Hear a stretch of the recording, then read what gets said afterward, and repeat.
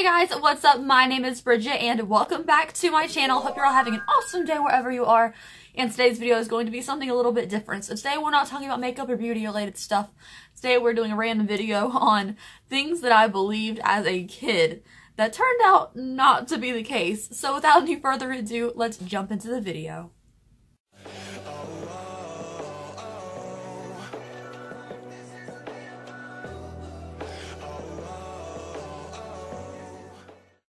Alright guys, before we get started, I put a video every single freaking day, sometimes 2 a day, and you always have something new to watch. If you click subscribe and we could be friends, it'd be cool. So thank you. So this is some things that apparently I believed as a kid, and you know, throughout life and growing up, I discovered were not specifically true. Now, I think this is a fun video to do because I know you guys are going to leave some good comments of stuff you used to believe as a kid, and a couple of these are a little embarrassing, but I have no shame, so it's fine.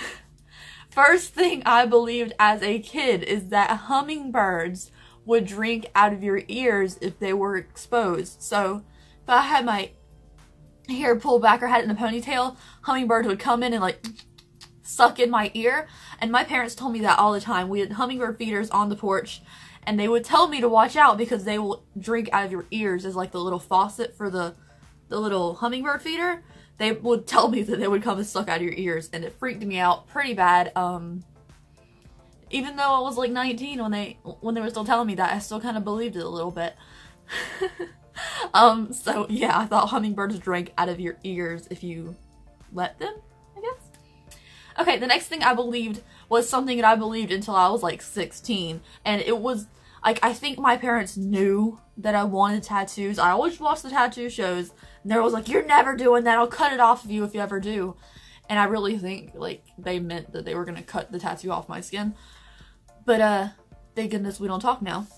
But they told me that if you got tattooed, it would contaminate your blood and you couldn't donate your organs. So I was always like, oh no, I would definitely want to donate more organs. I don't need them anymore. Let's help somebody out. So they always told me that if you got tattooed, you couldn't donate your organs because it contaminated your blood and it went throughout your system and contaminated everything. And apparently that's not true. Tattoos only penetrate your skin. They don't go through your bloodstream, contaminate all your organs, and you can still donate your organs even if you have tattoos. And like, even though I know that's complete BS now, a little bit of it's just like, that's so terrible sounding.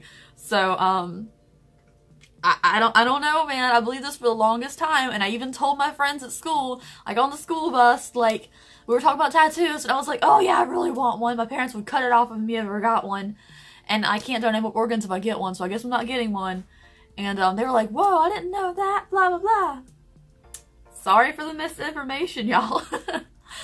Next thing that I believed as a kid is something a lot of us believe, and that is sitting in front of the TV makes you blind or hurts your eyesight. Now, as the only person in my family who has like eye problems for like an old age, maybe it's true, because I was fascinated as a kid with how those little tiny pixels on the screen made up this big picture and it looked so clear. I was so fascinated. I didn't like to sit up in front of the TV super close. I like sitting in the back of the room. Maybe I'm weird. But I would run up to the TV and like look at those tiny squares and I was like, wow, they're all kinds of different colors. How is it making this big image? So I guess I did believe that, well, my curiosity, they told us not to look at the screens. Now I'm negative blind. I don't know, blind now, I guess. I don't know. I have terrible eyesight. And I thought that was because I sat in front of the TV. Next up is that this, I don't know if it's true. Okay, so I still believe this, and I still have problems with it every day. This is an ongoing situation. So my mom was a nurse, and she always told me that if you swallow your saliva after you wake up in the morning, you will get heart disease. Now, this leads me to not swallowing in my sleep because I didn't want to get heart disease and die. I don't know if that's actually true, but she told me that if you swallowed your spit or you didn't brush your teeth in the morning, you would get heart disease and die later in life from it. Let's hope that's not true because that'd be a really ironic video here. But like, I believed it. I still believe it. So when I wake up every morning, I have like pull a slime in the back of my throat and I run to the bathroom, I spit it out. It's really freaking gross. But it happens to me every day. It's just like sitting in there and I refuse to swallow it because I don't want to die. I don't know if that's normal. I don't know if that's normal at all. But that's what I do. And Daniel thinks it's so weird. He'll always ask me, like, what do you get up and do? I'm like, well, I wanted to brush my teeth. Yes, I wake up with like a in my mouth because I refuse to swallow it in my sleep.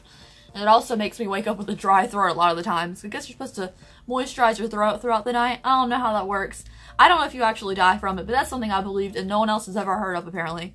So I thought if you swallowed your spit in the morning or didn't brush your teeth, you die. So there's that.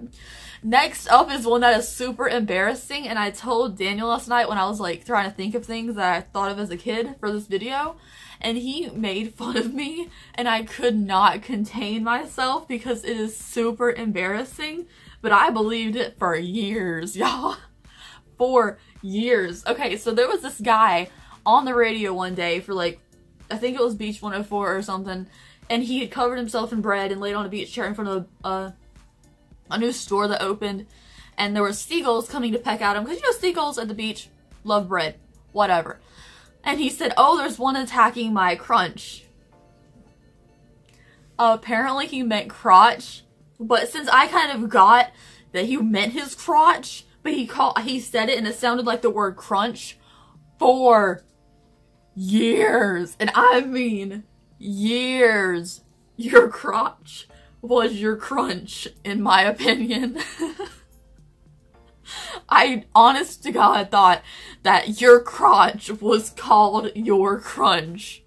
So, like, I even taught my sister, like, she fell for this too because of my stupid self, that your crotch was called your crunch. So even when we had our trampoline and we would jump around, and you know that game where you like, one's standing up jumping and the other one like smacks their legs and like, and they try to make you fall down? Well, we called it the crunch cruncher. When you would try to make the other person fall down by pinning them down, we called it the crunch cruncher. And looking back on that, that is so freaking embarrassing.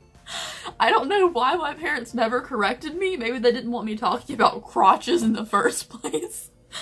But it was called the crunch cruncher. And for years, I thought your crotch was called your crunch. And, I'm embarrassed now, but like, it's funny to me that I really thought that for like 8 years or something. Oh my gosh. Next thing I believed as a kid, that there was someone in like some office, some place somewhere controlling the traffic lights. I thought that every time you went up to traffic light, they kind of like, I guess the guy would address the situation and be like, you can go first, you could go first. So when we were pulling up to traffic lights, I'm sitting in the back seat like, all right guy, you got my back? Are we gonna go? And like, it's not a person controlling the traffic lights. And until I was like 16 and learned how to drive, I didn't figure that out. Which I guess what really got me thinking that, other than the fact that like they would change and sometimes it would seem like, hey, he likes my car today, and they would let me go through a bunch of green lights, was the fact that when you drive late at night, it would like know when I'm coming, and I was like, oh, the guy saw us ahead of time, he's gonna let us go. But realistically, it's like motion and light centered. I thought the guy just saw us coming, who just wanted to let us breeze through, and I was like, give him a thumbs up or something, I don't know. Next up is I believed I was in the Truman Show growing up. I thought my life was a TV show and I was the star character. And like, when I was alone, or not alone, I would like sing little songs really low under my breath to keep the audience entertained. And one time, I sang all the time as a kid, but no one ever heard me, I thought. And then one day we were like cruising down on the tube, like dragged behind a boat with all our friends, and started singing my little song under my breath, trying to keep the audience entertained as we were just cruising along. And then my friend, I'll never forget it, she was like, why are you always singing? And I was so shook. I was just like, and just like did not say anything the rest of the day. I didn't know anybody knew. Also, like after I used the bathroom and I would lock the doors still be locked and I was looking in the mirror washing my hands, I would just be like, today's going really well. Washing my hands. Hope you guys are like enjoying this. I don't know why I thought I was on a TV show. I'm not that entertaining, and who's gonna watch that? But then Daniel showed me the Truman Show like last year for the first time, and I was like, oh my god, that was my life. That's how I felt. And apparently I was just stupid. So there's that. Next up is I thought you got pregnant if you wanted to by the kiss you had at your wedding. I don't know if my parents told me this or if I just thought of it myself, but I thought how you had a kid was that if you wanted one, when you kissed at your wedding day, you just got knocked up. That's what I thought happened, that if you kissed them on your wedding day and you wanted one, you got one.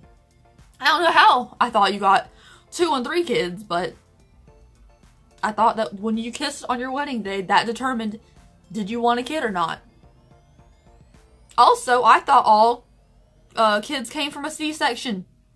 Like she said you always come from the belly. I thought you just cut her open. And that was that. Apparently that's not true. One thing that I didn't believe, but my grandma always told me that my sister believed, is that, and actually she actually experimented with, she took these sesame seeds off of a hamburger and went in the backyard with them, like made a whole scene about it, and planted them. And she said, I hope when I come back in a couple weeks, I have a hamburger tree. That's not how trees or hamburgers work. She literally took the sesame seeds and tried to plant them to see if she could make a hamburger tree. Anyways, what is, something you believed as a kid, you guys? I'm pretty sure I can dig up some more stuff I thought of as a kid. It's a very sheltered child.